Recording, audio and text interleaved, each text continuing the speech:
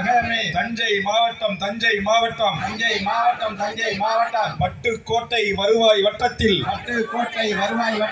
நெய்வேலி வடபாதி தென்பாதி சென்னிய வீதி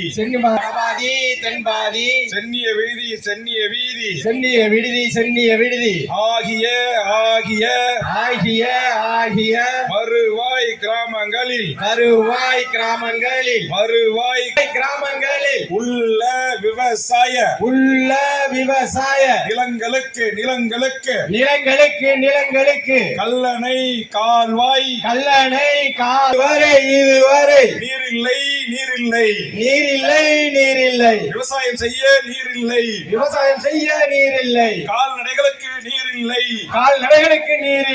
தமிழக அரசே மதகு அமைத்து தஞ்சை மாவட்டம் காவேரி பாய்கின்ற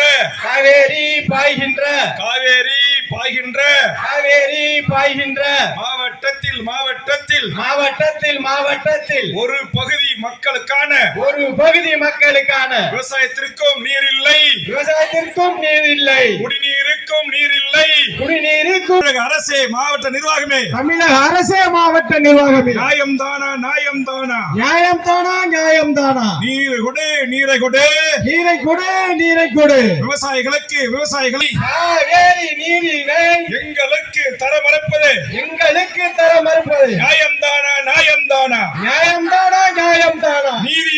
நீதிதானா முடியாதா மதகு அமைக்க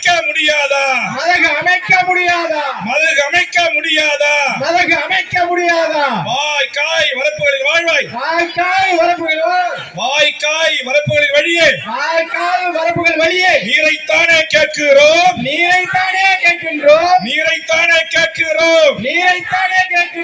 சுயமரியாதையுடன் விவசாயம் செய்து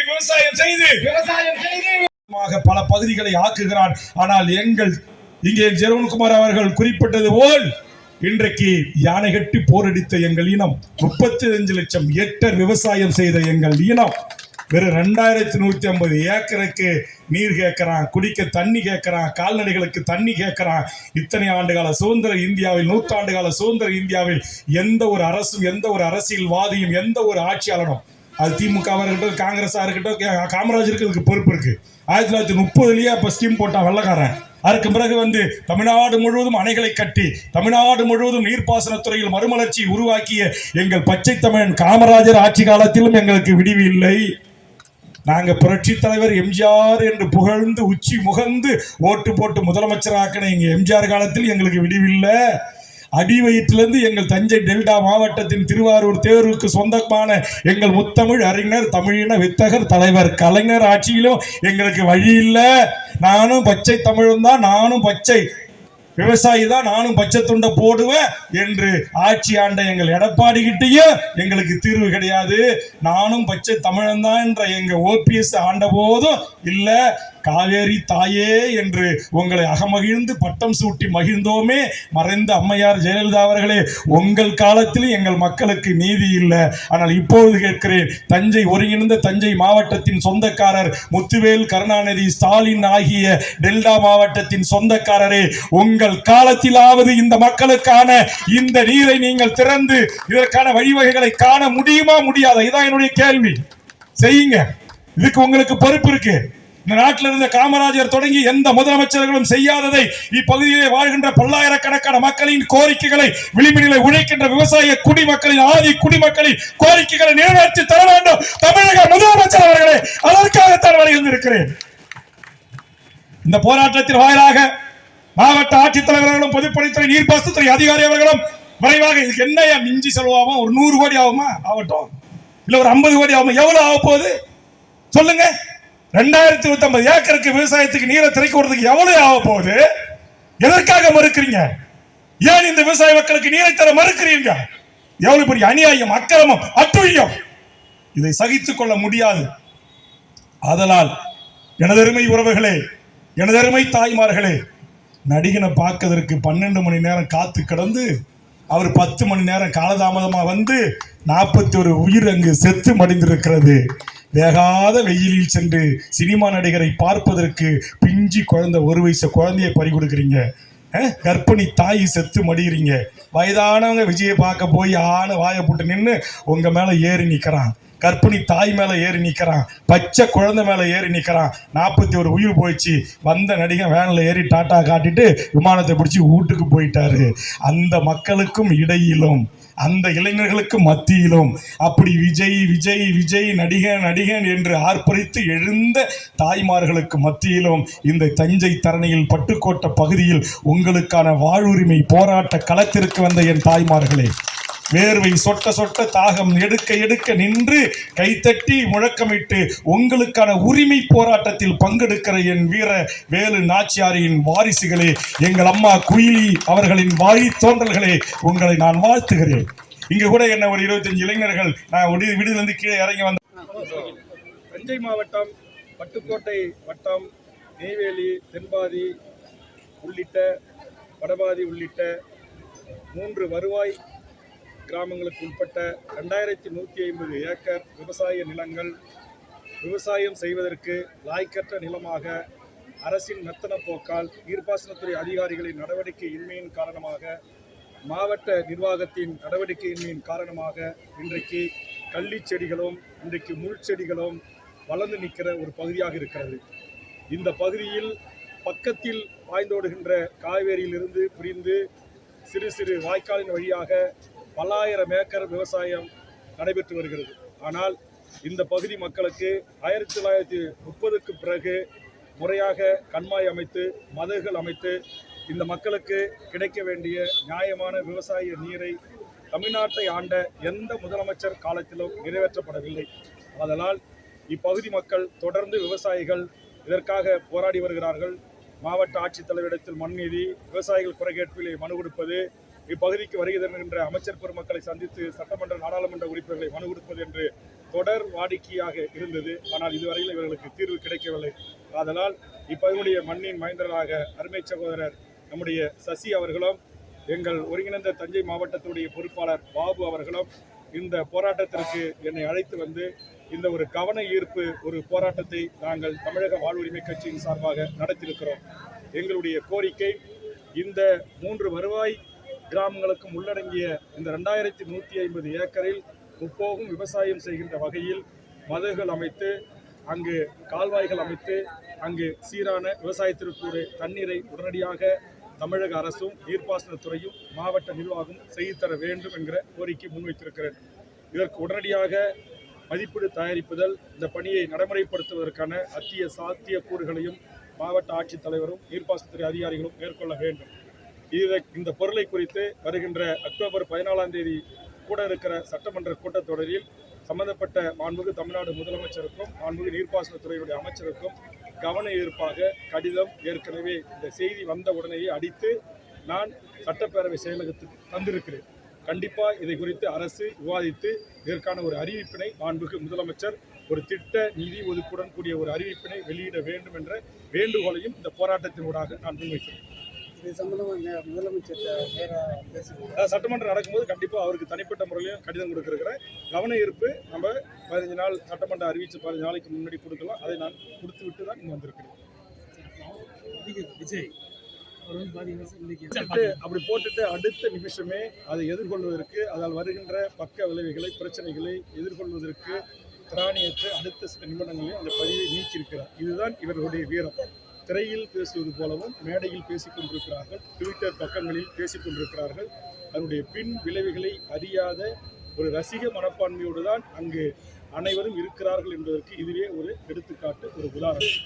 இந்த போராட்டம் ஒரு மிக முக்கியமான விவசாயிகளுக்கான போராட்டம். இதில் திரைக்கலைஞர்களை குறித்தோ திரைப்பட நடிகர்களை குறித்தோ அரிதாரம் பூசிய நடிகர்களை குறித்தோ பேசி என்னுடைய பொழுதை நான் வீணாக்கிக் கொள்ள விரும்பவில்லை. நன்றி. அரசாங்கத்துக்கு மேல தேவையில்லாத ஒரு குற்றச்சாட்டுகள் இது எல்லாம் இப்போது உயர்நீதிமன்ற ஓய்வு பெற்ற நீதியரசருடைய இந்த விசாரணை ஆணையத்தில் மிக தெளிவாக வெளிவர இருக்கிறது.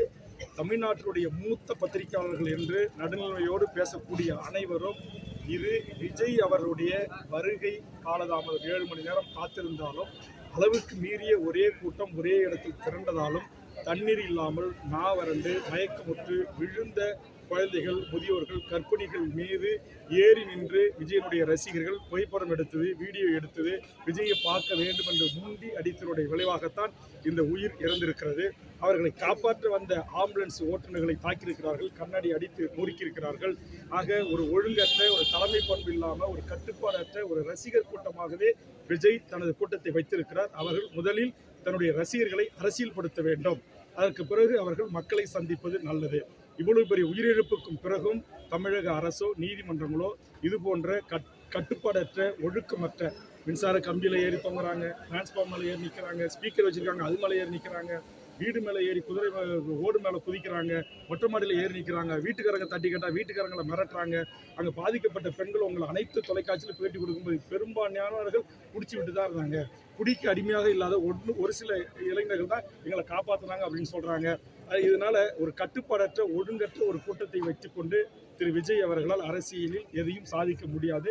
மக்களிடத்தில் நாளுக்கு நாள் அவர் அவப்பெயரை தான் சந்திக்க நேரிடும். அவர் சினிமா துறையில் சம்பாதித்த பேரு புகழ் எல்லாம் இப்போ இந்த நிகழ்ச்சியின் ஊடாக இன்றைக்கு உலகம் முழுவதும் மக்கள் தமிழர்களை பார்த்து, இப்படி தமிழர்கள் இவ்வளவு ஒரு சினிமா பிம்பத்திற்காக ஒரு சினிமாக்காரரை பார்ப்பதற்கு போய் எதுக்கு இந்த பச்சை குழந்தையை கூட்டிகிட்டு போகணும், ஒரு வயசு குழந்தையை ஏன் தூக்கிட்டு போகணும், கர்ப்பிணி தாய் ஏன் அப்படி போகணுன்றது இன்னைக்கு பொதுமக்களே கேள்வி எழுப்புறாங்க.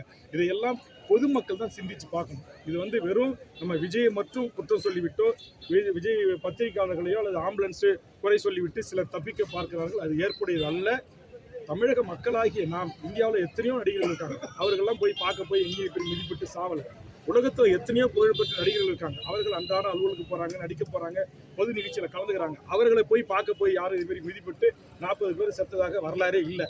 ஆக எவ்வளவு ஒரு பெருமை கொண்ட ஒரு இனம், ஒரு பாரம்பரியம் கொண்ட ஒரு இனம், தமிழ் உலக மொழிகளுக்கெல்லாம் தாய்மொழியாக இருக்கிற தமிழை தாய்மொழியாக கொண்ட ஒரு இனம் ஒரு அறிவியல் இன்மையின் தன்மையாக இன்றைக்கு மாறி ஒரு சினிமாக்காரரை பார்ப்பதற்கு அவர் என்னமோ விளையாட்டு காட்டுற மாதிரி குழந்தைகளுக்கு லைட்டை போட்டு ஆஃப் பண்ணுறது, இது என்ன கொடி கட்டி நம்ம ஆம்புலன்ஸ் வருன்றது பேசுறது. அதுவும் இல்லாமல் அந்த ஒலிபெருக்கில் ஒருத்தர் அறிவிக்கிறாரு, எதுக்கு அனாவசியமாக ஆம்புலன்ஸ்லாம் உள்ளே விடுறீங்க தடுங்கன்றார். அதுக்கு பிறகு தான் ஆம்புலன்ஸ் டிரைவரை அடித்து தாக்கப்படுறாங்க. அதில் ஒரு டிரைவர் சட்டை இல்லாமல் ஒரு பெண்ணை கீழே மயக்கத்தில் வந்து அவங்க துணியெல்லாம் கீஞ்சி போச்சு. அவருடைய மானத்தை காப்பதற்கு அவருடைய சட்டையை கட்டி அந்த பெண்ணை காப்பாற்றி கொண்டு ஹாஸ்பிட்டல் அனுமதிச்சு திரும்பவும் மயக்கம் போட்டு தூக்கும் போகிறதுக்கு வராரு. அவரை யாரும் இல்லாத ஏன்டா ஆம்புலன்ஸ் உள்ள வந்து அவரை போட்டு அடிக்கிறாங்க. 3 ஆம்புலன்ஸ் டிரைவர்கள் இப்போது மருத்துவமனை அனுமதிக்கப்பட்டிருக்காங்க. இப்போ தமிழ்நாட்டுடைய முன்னணி ஊடகங்கள் அத்தனையும் உண்மை நிலவரத்தை, கள நிலவரத்தை லண்டன் பிபிசியிலிருந்து தமிழ்நாட்டுக்கு அத்தனை மெயின்ஸ்ட்ரீம் மீடியாக்களும் மிகப்பெரிய யூடியூப் என்று சொல்லக்கூடிய கள ஆய்வில் போய் நேராக கண்டுபிடிச்சிருக்காங்க. உண்மைக்கு மாற பொய்யான தகவலை சொல்கிறது. 1000 பேர் கத்தியோடு வந்தாங்கன்னு விஜய் ரசிகர்கள் ஃபேஸ்புக்கில் யூடியூப்பில் பேசுறது, கழுத்தில் துண்டை போட்டு முறுக்கி எங்களை கொண்டாங்க எங்கள் ரசிகர்கள் அப்படின்னு சொல்கிறது, இதெல்லாம் அபத்தமாக இல்லை, இதெல்லாம் அசிங்கமாக இல்லை. இவ்வளவு கீழ்த்தரமாக, இவ்வளவு கேவலமாக தமிழ்நாடு அரசியல் மாறிவிட்டது. இந்த கீழ்த்தரமான கேவலமான அரசியல் செய்வதை, ரசிகர்கள் என்ற ஒரு கூட்டம் செய்வதை தமிழ்நாட்டில் அனுமதிக்க முடியாது. தமிழ்நாடு அரசும் உயர் நீதிமன்றத்தினுடைய தலைமை நீதிபதி அவர்களும் பணியில் இருக்கிற நீதிபதியை கொண்டு ஒரு நேர்மையான, நியாயமான ஒரு விசாரணைக்கு உத்தரவிட்டு இதில் குற்றமிழைத்தவர்கள் அனைவரும் சட்டத்தின் முன் நிறுத்தி தண்டிக்கப்பட வேண்டும் என்பதுதான் தமிழக வாழ்வுரிமை கட்சியினுடைய கோரிக்கை. இந்த சம்பவத்துக்கு வந்து காவல்துறையோட அண்ணாமலை அரசியல் செய்ய அதே அண்ணாமலையை கேட்கிறேன். சம்பவம் நடந்த அன்னைக்கு பிஜேபியினுடைய அனைத்து தலைவர்களும் தங்களுடைய ட்விட்டர் பக்கங்களில் ஆர்எஸ்எஸ் தலைவர்கள் கடுமையான கண்டனத்தை தெரிவித்தார்கள். எப்படி 24 மணி நேரத்தில் அனைத்து பதிவுகளும், அனைத்து ட்விட்டரினுடைய பக்கங்களும் அது டிலீட் செய்யப்பட்டது? ஏன் டிலீட் செய்யப்பட்டது? இதுக்கு பதில் இருக்கு அண்ணாமலை கிட்ட. முதல் நாள் இப்படி கொண்டுட்டீங்க பொதுமக்களை அப்படின்னு கண்டனம் தெரிவித்த பிஜேபி தலைவர்கள் இன்றைக்கு இதை பயன்படுத்தி விஜய் எப்படியாவது பிஜேபி இருக்கிற அணிக்கு கொண்டு வருவதற்கான ஒரு திரட்டனை, ஒரு மிரட்டலை செய்கிறார்கள். அதுக்கு இன்றைக்கு விஜய் அடிமையாகிறாரா இல்லையா என்பதெல்லாம் போக போகத்தான் தெரியும்.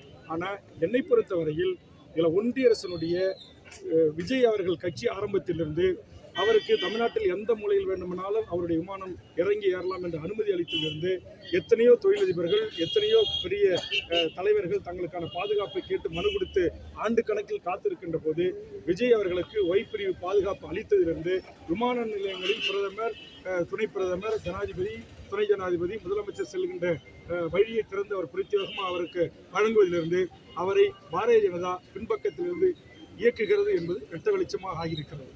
அதனால தான் நாங்கள் சொல்கிறோம், இதில் பணியில் இருக்கிற நீதிபதியை கொண்டு நீதி விசாரணை நடத்தி பத்திரிகை ஊடகம் எல்லாமே உங்களுக்கு மேலேருந்து எடுத்துங்க. அந்த ட்ரோன் கேமரா மூலம் எல்லா தொலைக்காட்சியும் நேரடியாக ஒளிபரப்பு பண்ணியிருக்காங்க.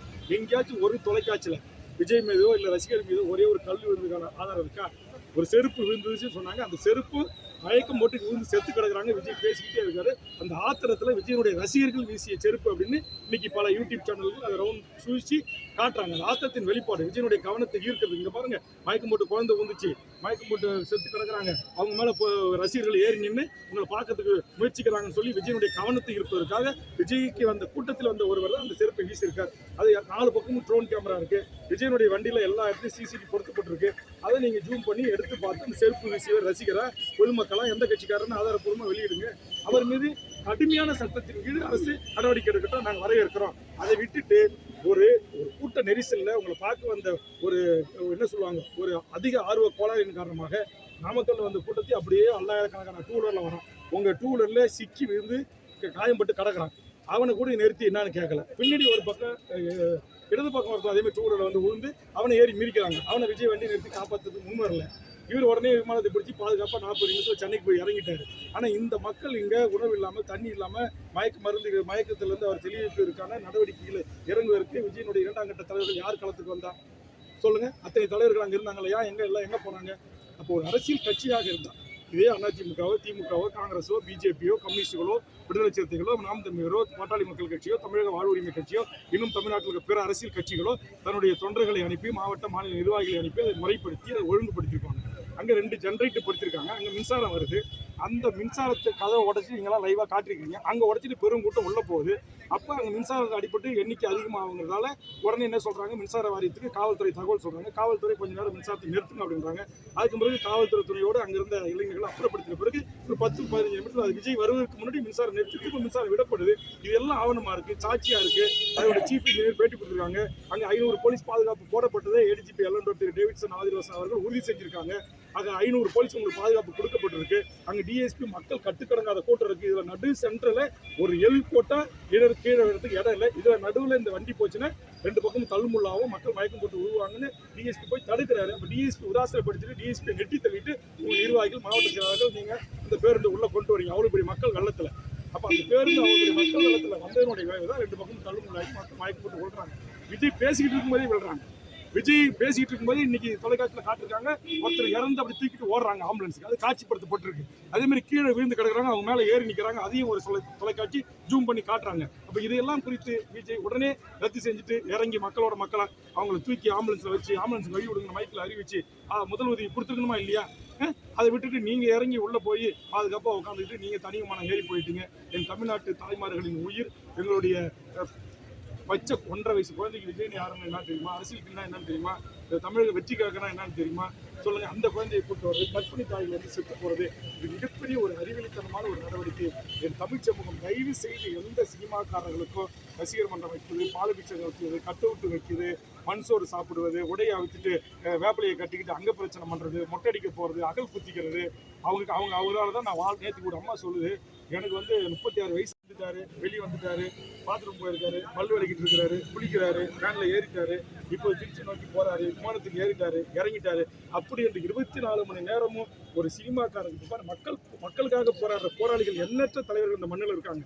அவர்களுக்கு கிடைக்காத மீடியா வெளிச்சத்தை அதிகமாக இது போன்ற சினிமா கூத்தாடிகளுக்கு, சினிமாக்காரர்களுக்கு கொடுப்பதனுடைய விளைவு தான் மக்கள் ஈர்க்கப்படுகிறார்கள். இதில் என்ன தெரிஞ்ச அளவு பத்திரிகை ஊடக நண்பர்களுக்கும் பொறுப்பு இருக்கிறது. அதனால் தயவு செய்து இனிவரும் காலங்களில் இது போன்ற சினிமா நடிகர்களுக்கு அதிமுக்கியத்துவம் கொடுக்காது. எல்லா தலைவர்களுக்கும் கொடுக்குற செய்தி போல அவர் கொடுங்க.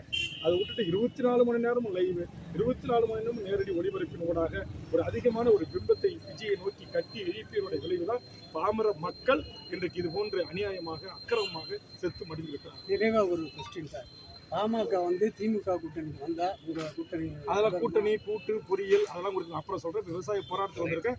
41 உயிர்கள் பலியாகி இருக்கிறது. மிகப்பெரிய வேதனை கடலில் நாங்கள் நிற்கிறோம். ஆக இந்த சூழலில் அரசியல் ரீதியான கேள்விகளை நான் எதிர்கொள்ள தயாராக இல்லை. அது இப்படி ஒரு நேரத்தில் நான் உங்களோடு பேசுகிறேன். நன்றி, வணக்கம்.